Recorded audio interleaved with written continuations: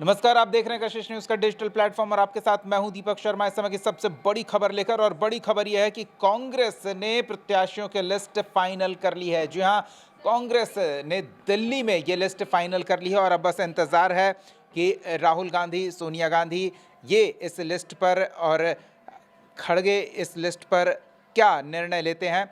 और बिहार प्रदेश कमेटी की ओर से ये लिस्ट दिल्ली नेतृत्व को, दिल्ली आला कमान को सौंप दी गई है। उस लिस्ट में किसके नाम हैं, किसके नाम पर सहमति बनती है, किसके नाम पर असहमति बनती है, ये आखिर तक संशय की स्थिति बनी रहेगी। लेकिन जो जानकारी हमारे सहयोगी प्रीतम निकाल कर लाए हैं कि राज्य से ये लिस्ट केंद्र को दे दिया गया है। प्रीतम, क्या है इस लिस्ट में? बिल्कुल। अभी दिल्ली में कांग्रेस की सीएससी की बैठक हो रही है। उसके बाद 3:30 बजे मल्लिकार्जुन खड़गे के साथ अंतिम बैठक होगी और उसके बाद उन नामों को मंजूरी मिल जाएगी। जानकारी के मुताबिक आज देर रात जो है कांग्रेस के जो पहले फेज में जितनी भी सीटें हैं उसके उम्मीदवारों का अनाउंसमेंट हो जाएगा। चूँकि कांग्रेस के कई विधायक जो है पिछले कई दिनों से यहाँ पे मौजूद है। राजपुर से विधायक है विश्वनाथ राम, वो पटना में मौजूद है। बक्सर के विधायक मुन्ना तिवारी वो दिल्ली में मौजूद है। कस्बा के विधायक है आफाक आलम, वो पटना में मौजूद है।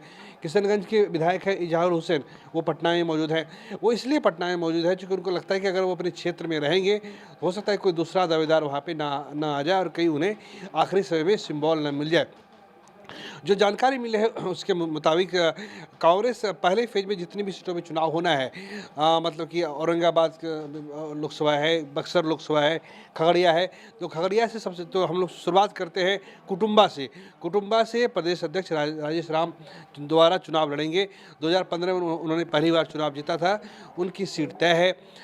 करघर से संतोष मिश्रा, करघर से वो दोबारा चुनाव लड़ेंगे। उन्हें भी स्वीकृति मिल गई है, उन्हें भी मंजूरी मिल गई है, वो वहाँ से चुनाव लड़ेंगे। इसके अलावा राजपुर से विश्वनाथ राम चुनाव लड़ेंगे। उनकी हार जीत का अंतर 21,000 था। 2020 का चुनाव उन्होंने 21,000 मतों के अंतर से जीता था।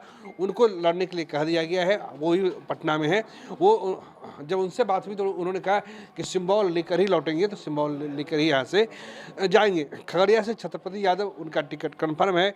उन्हें भी चुनाव, वो भी पहला फेज उनका आता है तो उनका भी चुनाव लड़ना तय है। बरबीघा से जनार्दन शाही का टिकट तय है। पटना की जो विक्रम सीट है वहाँ से राहुल शर्मा उम्मीदवार हो सकते हैं।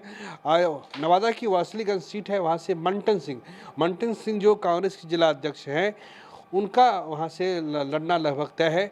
लेकिन सबसे बड़ी बात यह है कि महाराजगंज से के जो मौजूदा विधायक है विजय शंकर दुबे, उन्हें, जैसा मैंने पहले अपने वीडियो में बताया था कि उनको लेकर पार्टी आलाकमान में काफ़ी नाराज़गी है। उनको लेकर 4 तर्क जिला प्रदेश कांग्रेस कमेटी ने जो दिए थे, जो हमारे जो अलग अलग सूत्रों से जो बातचीत होती है, पहला ये बताया गया था कि इनका बेटा बीजेपी में शामिल है और ये गाहे बगाहे मंगल पांडे के साथ दिखते हैं। मंगल पांडे चूँकि राज्य के स्वास्थ्य मंत्री है, मिलना कोई बड़ी बात नहीं, लोग मिलते जुलते ही है, लेकिन जिस तरीके से उनकी भेंट मुलाकात होती है वो भेंट मुलाकात कहीं न कहीं आज के राजनीतिक परिवेश में कांग्रेस को असहज करती है। दूसरा कि महाराजगंज में जिस माफ़ कीजिएगा, जहाँ से चुनाव लड़ा था आकाश ने, ठीक है, तो खुद वहाँ पे उन लोगों ने आरोप है कि इन्होंने विजय शंकर दुबे ने खुलकर आकाश के लिए प्रचार नहीं किया था।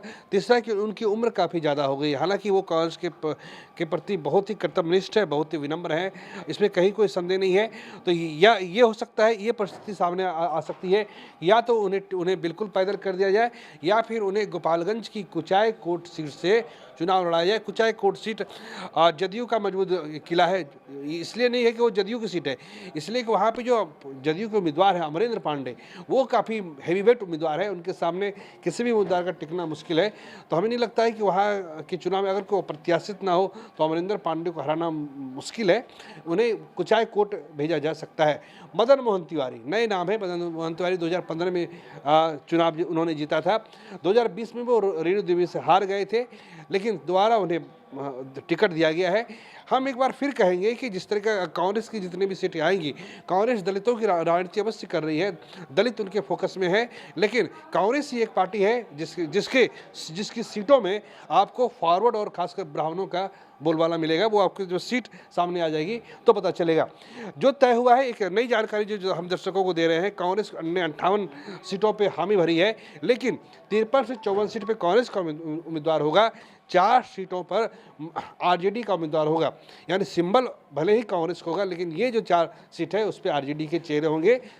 सिंबल कांग्रेस का यानी पंजा छाप अवश्य होगा, लेकिन चेहरे जो लाए जाएंगे वो आरजेडी से लाए जाएंगे। तो ये हमारे पास जानकारी है। सिकंदरा से बंटी चौधरी आगे चल रहे हैं, हालांकि थोड़ी नाराज़गी है, 2015 में चुनाव जीते थे, 2020 में वो चुनाव हार गए थे। तो ये जो है नाम है हमने आपके सामने दिए हैं, इनका नाम तय है। हमने खगड़िया से छत्रपति यादव बताया, उनका नाम तय है। एक सीट वैशाली की राजा पकड़ है, वहाँ से उनका प्रतिमा कुमारी, उनका नाम तय है। उन्होंने हालांकि थोड़ी सी नाराज़गी है, लेकिन उन्होंने चूँकि महिला है, उन्होंने अपने दम पे वहाँ पे कांग्रेस के लिए संगठन को मजबूत किया है। तो वहाँ वो न केवल चुनाव लड़ेंगी, बल्कि उनको भरोसा मिला है कि तेजस्वी यादव कॉन्स्टेंटली उनके लिए प्रचार करेंगे, ताकि उनकी स्थिति और मजबूत हो पाए। प्रीतम, आपने करीब 1 दर्जन नाम बताए हैं जो संभावित रूप से टिकट लेकर अपने क्षेत्र में नॉमिनेशन के लिए जल्दी पहुंचने वाले हैं। आज शाम में इन लोग की रवानगी हो जाएगी, जैसे ही अनाउंसमेंट होगा यहाँ पे आएंगे, उनको सिंबल मिलेगा, कल सुबह तक निकल जाएंगे। ये औपचारिकता तो देखेंगे क्या होता है, लेकिन आपने एक महत्वपूर्ण चीज बताई, दलितों के नाम पर कांग्रेस राजनीति कर रही है, टिकट अधिकांश सवर्ण और अगड़ों को दे रही है। क्या ये समीकरण बिठाने की कोशिश है कि प्रत्याशी भले अगड़ा हो तो कुछ अगड़े वोट बैंक से अपने हिस्से का वोट लाकर देगा, और कांग्रेस चूंकि दलितों को नाम पर प्रचार प्रसार कर रही है तो संगठन के नाम पर कुछ दलित वोट जुड़ेंगे? ये बात ये 100% तय है कि दलितों का 90% वोट लोकसभा चुनाव में कांग्रेस को मिला था। हम लोग सासाराम गए हुए थे। सासाराम में जो हम लोगों ने मनोज राम को बिल्कुल आखिर में प्रत्याशी बनाया गया था, और सासाराम में वो चुनाव जीतने में कामयाब हुए थे। दलितों का, मुसलमानों का, यादवों का वोट तो मिलना ही है। इसके अलावा जिस तरीके से आप महागठबंधन ने जिस तरीके से भूमिहार वर्ग के लोग उसमें शामिल हो रहे हैं कांग्रेस में, तो वो कहीं न कहीं मिलेगा। और कांग्रेस चाह रही है कि अगर फॉरवर्ड उम्मीदवार सामने होगा तो फॉरवर्ड लोग उनसे वोट करेंगे। अभी भी संतोष मिश्रा फॉरवर्ड हैं, मुन्ना तिवारी फॉरवर्ड हैं, विजय शंकर दुबे फॉरवर्ड हैं, आनंद शंकर सिंह फॉरवर्ड हैं, अजीत शर्मा फॉरवर्ड हैं। तो टोटल 7 जो है, 7 से 8, 17 में से अभी भी 8 जो है वो कांग्रेस में सवर्ण विधायक हैं।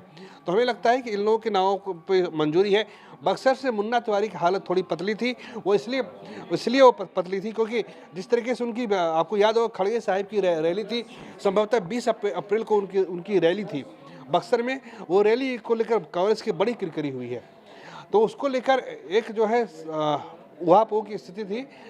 खुद जो संजय तिवारी है, उनकी स्थिति थोड़ी कमज़ोर लग रही थी, लेकिन उन्होंने मेकअप किया है, उन्होंने पिछले 3 दिनों में रिकवर किया है। तो संभावना है कि उन्हें 90% उनको कहा दिया गया है कि आप तय है बस। लेकिन वो दिल्ली में अभी भी वो डटे हुए हैं। हमें लगता है कि वो पार्टी आला कमान के साथ ही लौटेंगे। एक चीज़ और है कि पार्टी के टिकट वितरण में जो पूर्व अध्यक्ष हैं अखिलेश सिंह, उनके भी लोग होंगे। इस चीज़ को नकारा नहीं जा सकता।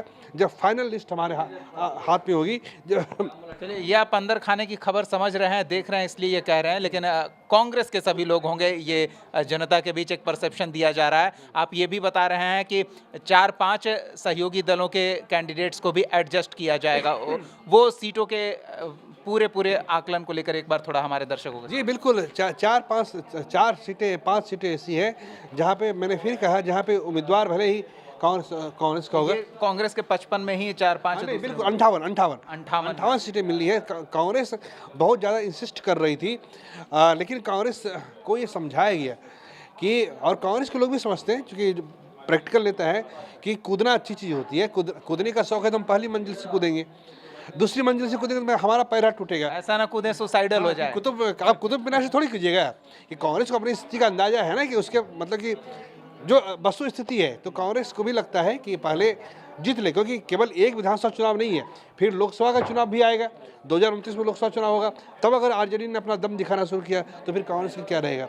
और कांग्रेस को महागठबंधन, ये लेफ्ट के लोगों ने भी कहा है कि संभल जाइए, संभल के चलिए, आपने मेहनत की है, राहुल गांधी की रैली में भीड़ थी, अच्छी बात है, लेकिन हमें इतना ही खींचना है कि वो टूटे भी ना, और इतना भी नहीं छोड़ देना है कि वो ढीला हो जाए। तो कांग्रेस ने भी वस्तु स्थिति को स्वीकार कर लिया है। 76 सीटों में बात चल रही थी, लेकिन बात 58 सीटों पर आके तय हुई है। चलिए, बहुत बहुत धन्यवाद प्रीतम, इस तमाम बातचीत और जानकारी के लिए। तो देखिए 76 से बातचीत आगे बढ़ी, लेकिन 58 पर आकर बातचीत खत्म हुई और 58 भी इस शर्त के साथ कि कुछ सहयोगी दलों के सदस्यों को आप एडजस्ट करेंगे अपने टिकट पर। तो कांग्रेस इस पर सहमत हो गई है और करीब 1-1.5 दर्जन नाम हमारे सहयोगी प्रीतम ने बताया है आपके विधानसभा क्षेत्र से वो संभावित प्रत्याशियों के लिस्ट में हैं। तो आप उनके बारे में क्या कहना चाहते हैं, कमेंट सेक्शन में इस बारे में अपनी राय जरूर साझा करें। अगर आपके इलाके से कांग्रेस के प्रत्याशी प्रबल दावेदार हैं तो वो भी कमेंट सेक्शन में जरूर साझा करें। जो नाम हमने अभी छोड़ दिए हैं हम इसलिए पुख्ता तौर पर ही कुछ कह पा रहे हैं, हालांकि ये जरूर कह रहे हैं कि जब तक औपचारिक रूप से ऐलान न हो जाए तब तक किसी का भी नाम कट सकता है, उसकी जगह किसी दूसरे का नाम जुड़ सकता है, क्योंकि सियासत में संभावनाएं अंतिम समय तक बनी रह सकती हैं। कई बार तो नाम घोषित किए जाने के बाद भी प्रत्याशी बदल दिए गए हैं। इसका उदाहरण पिछले ही चुनाव में आपने कई सीटों पर देखा था, चाहे आरजेडी हो, बीजेपी हो, जेडीयू हो या वाम दल हो। देखना दिलचस्प है कि आगे क्या होता है। अपडेट हम आप तक पहुंचाते रहेंगे। इस वीडियो को अगर आप YouTube पर देख रहे हैं तो हमारे चैनल को सब्सक्राइब करके बेल आइकॉन जरूर दबा दें, और Facebook पर अगर आप देख रहे हैं तो हमारे चैनल को फॉलो करके नोटिफिकेशन ऑन कर लें, ताकि बिहार के चुनाव से जुड़ी हर हलचल की सबसे पहले खबर कशिश न्यूज़ के माध्यम से आप तक पहुंचे। बहुत बहुत धन्यवाद जुड़ने के लिए। नमस्कार।